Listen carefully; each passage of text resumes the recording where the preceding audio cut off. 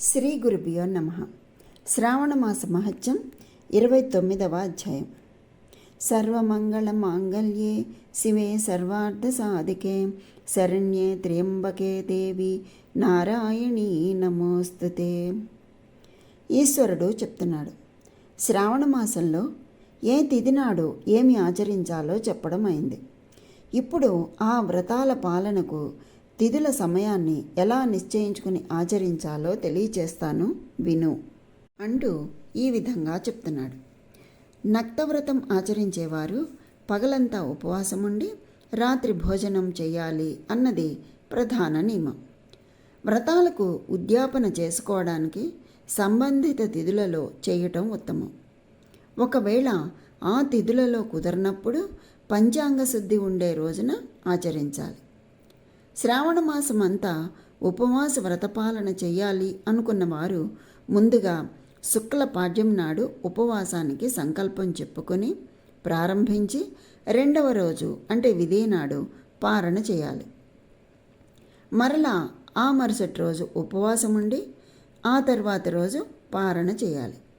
ఇలా క్రమంగా చేయటం మాస ఉపవాస వ్రతం అనిపించుకుంటుంది. పారణ రోజున హవిష్యాన్నం అంటే పారణ చేసే రోజున హవిష్యాన్నం అంటే నేతిలో వేయించి ఉడికించిన బియ్యం, దాన్ని హవిష్యాన్నం అంటారు. పారణ రోజున ఈ హవిష్యాన్నం స్వీకరించటం ఉత్తమం. ఏకాదశి తిథికి పారణ జరిగాక మునుపు చెప్పినట్లు 3 రోజులు ఉపవాసం చేయాలి. వార వ్రతాలకు సమయపాలన చెప్తాను, విను. రవివార వ్రతానికి ప్రాతకాలమే పూజా సమయంగా భావించాలి. సోమవార వ్రతానికి సాయంకాల పూజ ప్రధానం. అలాగే మంగళ, బుధ, గురువార వ్రతాలకు ప్రాతకాలమే పూజ చేయవలసిందిగా పరిగణించాలి. శుక్రవారం పూజ ఉషక్కాలం నుండి సూర్యోదయం లోపుగా ప్రారంభించి రాత్రి జాగరణ నియమం పాటించాలి. ఇక శనివారం నరసింహుని పూజ సాయంకాలం చేయాలి. శనివారం శనికి సంబంధించిన దానం మధ్యాహ్నం చేయాలి. హనుమంతుని పూజకు కూడా మధ్యాహ్న సమయమే ఉత్తమం. రావి చెట్టు పూజ ప్రాతకాలంలో చేయాలి. ఆ తర్వాత తిథి వ్రతపాలన నియమాలు. రోటక వ్రతం ఆచరించటానికి సోమవారం పాడ్యమి కలిసి వస్తే, అంటే పాడ్యమి కనీసం 3 ముహూర్తాల కాలమైనా ఉండాలి. లేకపోతే ముందు రోజు ఉన్న పాడ్యంనే గ్రహించాలి. ఔదుంబర పూజకు విదియ తిథి సాయంత్రానికి ఉండాలి. 2 రోజులు విదియ తిథి వస్తే కనుక తదితో కలిసి ఉన్న విధినే గ్రహించాలి. స్వర్ణగౌరి వ్రతం చవితితో కూడిన తదిను పరిగణనలోకి తీసుకుని ఆచరించాలి. గణపతి వ్రతానికి తదితో కూడిన చవితి ఉత్తమం. నాగపూజ విషయంలో షష్ఠితో కలిసిన పంచమి నాడు చేయడం శ్రేష్టం. సుపౌదన వ్రతానికి ఉదయం షష్ఠి ఉండి సాయంకాలానికి సప్తమి ఉన్నది పాటించాలి. శీతలా వ్రతానికి మధ్యాహ్న సమయానికి సప్తమి ఉండాలి. అమ్మవారికి పవిత్రారోపణ వ్రతం చేసేటప్పుడు రాత్రి సమయానికి అష్టమి ఉన్నది గ్రహించాలి. నక్త సమయం అంటే ప్రదోష సమయం, ఆ సమయానికి నవమి ఉన్నది కుమారి వ్రతానికి ప్రశస్తమైనది. ఇదే విధంగా ఆశాదశమి వ్రతపాలనకు కూడా నక్త సమయానికి దశమి ఉండాలి. ఏకాదశి వ్రతపాలనకు వైష్ణవులు అరుణోదయానికి దశమి విద్ధి అయిన దానిని గ్రహించాలి. స్మార్తులకు మాత్రం అరుణోదయానికి ఏకాదశి ఉన్నదే గ్రాహ్యం, అంటే అదే గ్రహించాలి. రాత్రి భాగానికి చివరి ప్రహరలో సగభాగ సమయం అరుణోదయం అని చెప్పబడుతుంది. ప్రహర అంటే ఒక ప్రహర అంటే సుమారు 3 గంటలు అని. అంటే రాత్రి భాగానికి చివరి ప్రహరలో సగభాగ సమయం అరుణోదయం అని చెప్పబడుతుంది. అది స్మార్తులకు అరుణోదయానికి ఏకాదశి ఉన్నది, ఆ సమయాన్నే గ్రహించాలి అని చెప్పారన్నమాట. ద్వాదశి ఉన్నప్పుడు నారాయణుని పవిత్రారోపణ వ్రతం చేయాలి. మన్మథుని పూజకు రాత్రి సమయానికి త్రయోదశి ఉండాలి. అది కూడా 2వ యామానికి కూడా వ్యాపించనదిగా ఉంటే మరీ శ్రేష్టం. శివుని పవిత్రారోపణకు రాత్రి చతుర్దశి ఉన్నది గ్రహించాలి. అది కూడా అర్ధరాత్రికి ఉన్నదైతే ఉత్తమం. ఉపాకర్మ లేదా ఉత్సర్జనకు శ్రవణ నక్షత్రం, పూర్ణిమ కలిసి ఉన్నది మంచిది.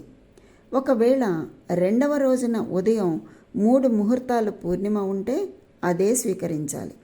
ఋగ్వేదులు మాత్రం ముందు రోజే చేయాలి. తైత్తరీయ యజుశాఖ వారికి మాత్రం తరువాత రోజు 3 ముహూర్తాలు శ్రవణంతో కూడిన పూర్ణిమ ఉన్నప్పటికీ ముందు రోజే కర్మను ఆచరించాలి. ఉపాకర్మ తరువాత చేసే దీపదానం సర్వబలికి కూడా లేదా సర్పబలికి కూడా ఈ విధంగానే సమయాలను పరిగణనలోకి తీసుకోవాలి. ఈ దీపదానం సర్పబలికి లేదా సర్వబలికి సాయంకాలానికి పూర్ణిమ ఉన్నట్లయితే అది ప్రశస్తమైనది. వారి వారి గృహ్య సూత్రాలను అనుసరించి ఏ సమయం ఉత్తమమైనదో ఆ సమయంలో ఆచరించవచ్చు. ఇక హయగ్రీవ జయంతి ఉత్సవానికి మధ్యాహ్నానికి పూర్ణిమ ఉన్నది గ్రహించాలి. రక్షాబంధనానికి అపరాహ్న కాలానికి పూర్ణిమ ఉండాలి. సంకష్టహర చతుర్థి వ్రతపాలనకు చంద్రోదయానికి చవితి ఉన్నదే గ్రాహ్యం. 2 రోజులలోనూ చంద్రోదయ వ్యాప్ని చవితి ఉంటే ముందు రోజునే వ్రతపాలన చేయాలి. ఎందుకంటే తదితో కలిసి ఉన్న చవితి అత్యంత పుణ్యఫలప్రదం.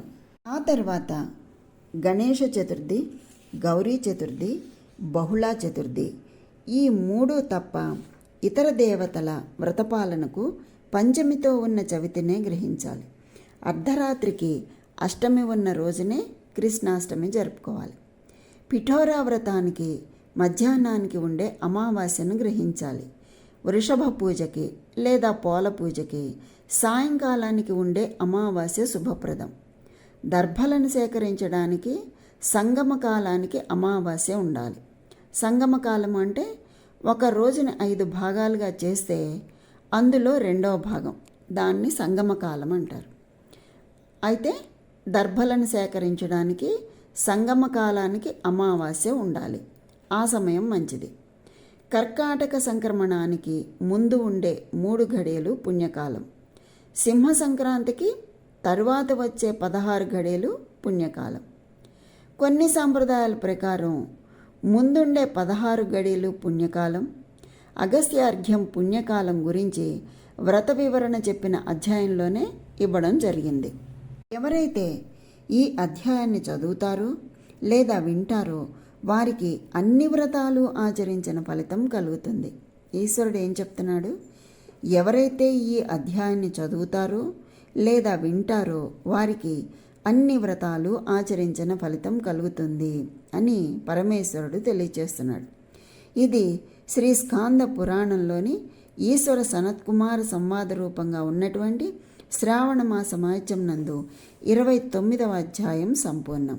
కనుక ఆ శివకేశవుల యొక్క అనుగ్రహం అందరికీ కలగాలని కోరుకుంటూ స్వస్తి.